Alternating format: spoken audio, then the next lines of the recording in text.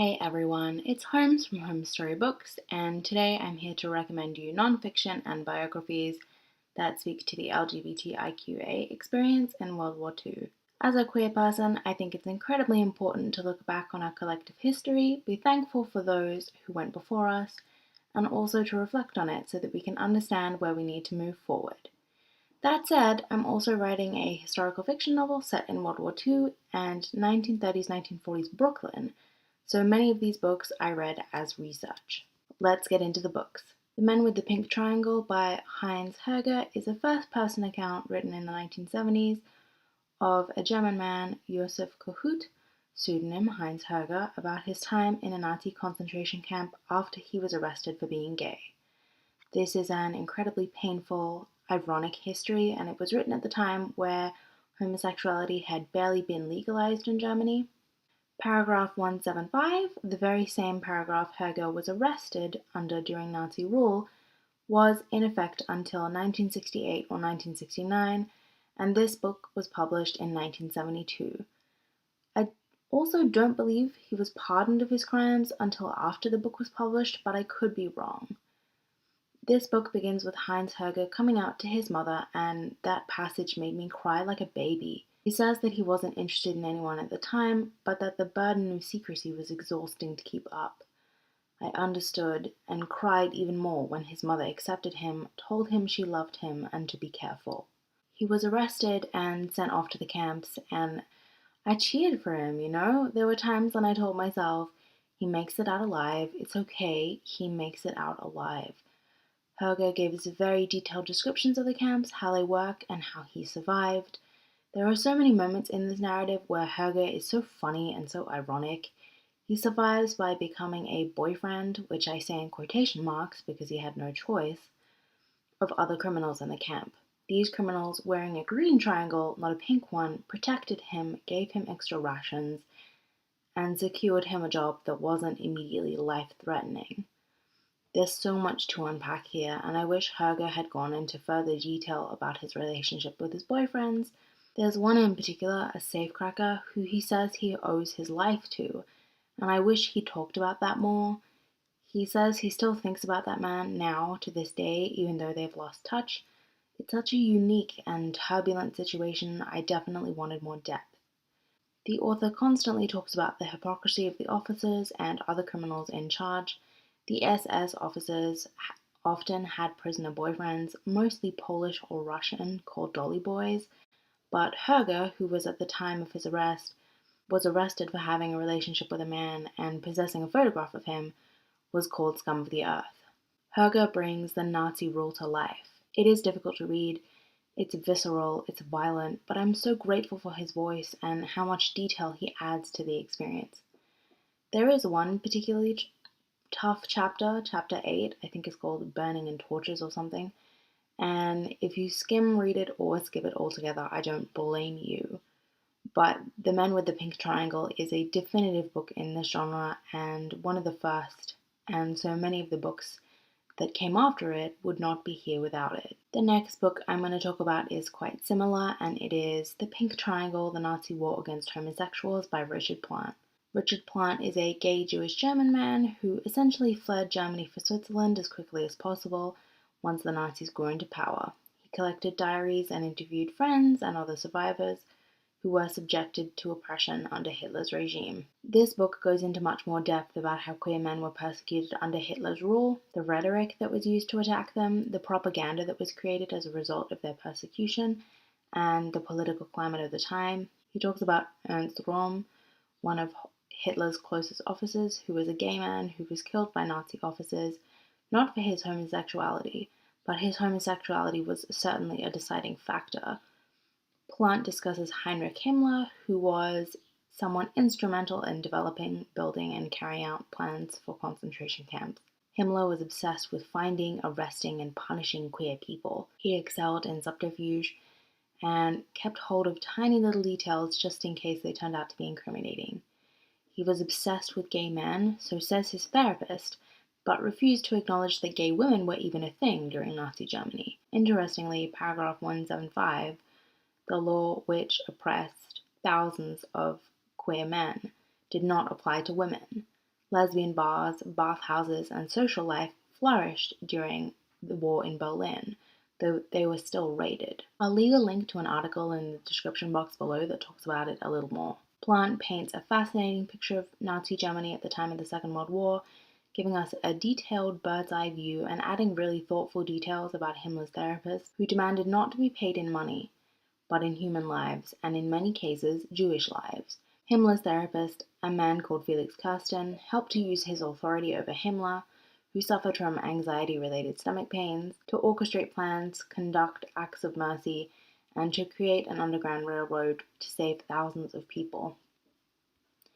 I loved this book. It was really meaningful and had a very cohesive, biting, and clever authorial voice. The next one I want to talk about is one of my favorites, and it is Coming Out Under Fire, A History of Gay Men and Women in World War II by Allan Berube. In regards to my historical fiction novel, this is the book I was looking for. Incredibly broad but detailed in its scope, Berube delivers such a meaningful social history. At times while reading, I felt his voice peeking through the writing above the academic rigor, above the research to make a point all his own. Some would criticize this, but I liked it because it demonstrated to me how much the book meant to him. What made this book stand out from the others was its consistent use of first-person accounts and interviews. Berube constantly brought LGBTIQA people to the forefront of his book, quoted them and their life stories. I think this really added a depth and power to the queer experience, and gave his book credibility in ways that facts could not. You read the text and you are constantly reminded that someone, many people, lived this experience. Queer people fought in a war only to find that their own military, their own country, did not consider them people, but sexual psychopaths, deviants, and perverts. And yet, we persevered, says Berube with an all-knowing wink to the audience. And yet we survived. The author gives us an alternate history, reveals how queer people had an effect on popular culture, how we transformed the military, how the military's oppressive policies only united us, literally and figuratively, to fight back, to write ourselves into history. This book is so nuanced without being complicated. It is compassionate, it is full of spirit, it is a triumph. The next book I'd love to discuss is Aimee and Jaguar by Fischer. This is a biography about two German queer women, Aimee, who is married to a high-profile Nazi with 4 children, and Felice, a young woman who wears pants and bow ties all the time and is a total gem. I was a little perplexed by this book at first. Sometimes it really felt like fiction, and other times it felt like a biography. I loved Fischer's use of partial interviews, diary passages, and letters throughout the text, but sometimes I felt her heavy author's hand hovering over the book. It's not that I didn't like that it felt like fiction.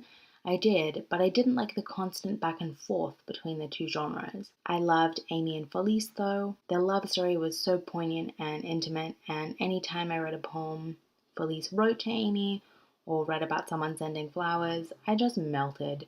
I'm a big romantic, so love stories like this draw me in, and I loved learning about Felice's personality, Aimee's personality, particularly through the lens of other people, which I find endlessly fascinating. It was so interesting to read about a romance that was queer at the height of the Second World War in Nazi Germany, that wasn't frowned upon for being queer. However, I won't spoil it, but there's so much discussion around Jewish people, particularly German Jewish people in this book, and it was interesting to see how Aimee, who was the wife of a Nazi officer, challenged her prejudices until they fell apart altogether. After about 100 pages into this book, the stakes get high.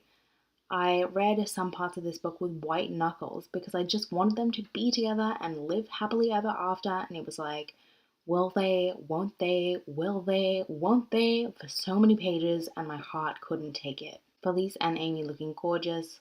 Look at Felice. Don't you just love her? I love her so much. There's photos of them kissing, which is just so powerful and such a testament to the fact that queer people have always been here and will always be here. I didn't enjoy the writing in this book so much, but I fell in love with Aimee and Felice regardless. In terms of my to-read pile for this section, the research is never ending. I'd love to read Jeb and Dash, A Diary of a Gay Life, 1918 to 1945 by Russell. Russell is Jeb's niece, and this book is all excerpts from his diary living as a queer man in Washington, D.C. in the 20th century. From what I hear, it's a long read, but worth it, even though Russell has omitted lots of cruising and cruising culture from the book itself, which, to be frank, is something I expect. I'm really looking forward to sinking my teeth into this massive book and learning all about this man's life. Also on my pile, I have Christopher and His Kind, 1929 to 1939 by Christopher Isherwood, and this is a memoir about his time traveling to Germany before the Second World War to discover the infamous gay scene in Berlin, as well as to live in the Sexual Research Institute heralded by Magnus Hirschfeld. Hirschfeld was a gay German Jew and was passionate about researching LGBTIQA people like himself so that the public would have a better understanding of what it meant to be gay. Isherwood lived on the top floor of the Institute for some time, which contained 20,000 texts, personal and social histories, surveys, and also 35,000 photographs. Unfortunately, all of this research was burned in a bonfire along with a bust of Hirschfeld himself, so we've lost so many first-hand accounts and early research. However, this information was burned before Hitler gave the order to exterminate or delouse Berlin and Germany of its queer population, so Himmler resorted to ridiculous methods to find us out. I'm expecting this to be very well written, honest, forthright, and the cover is gorgeous. That's it, that's all for this recommendations video. This is just one slice of queer history, and I'm so grateful to have access to so many wonderful books. Do you have any recommendations for me? Let's talk in the comments below. Bye everyone.